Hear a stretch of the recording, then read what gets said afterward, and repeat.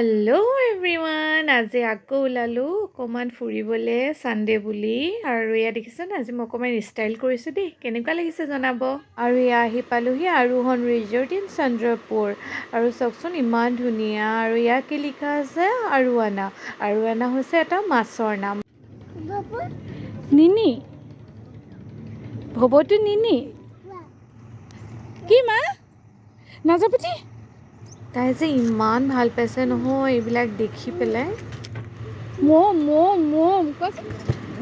তাতে পাৰ্টি এটাও আছিলে, তাতে বেলুন এটা পালে আৰু বেলুনটো লৈ যে তাই কি ফূৰ্তি কৰিছে নহয়, কি চিঞৰ।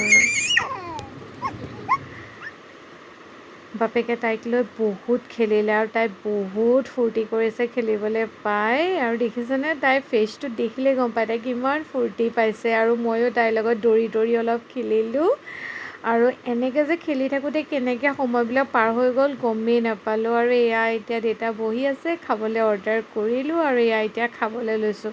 তাইও খাইছে ফ্ৰেঞ্চ ফ্ৰাইজ, আৰু আমি খাই পেলাই এই যে আৰোৱানা বুলি লিখা আছিলে তাৰ সেই চিপখনৰ ওপৰলৈ গৈ আছোঁ এয়া।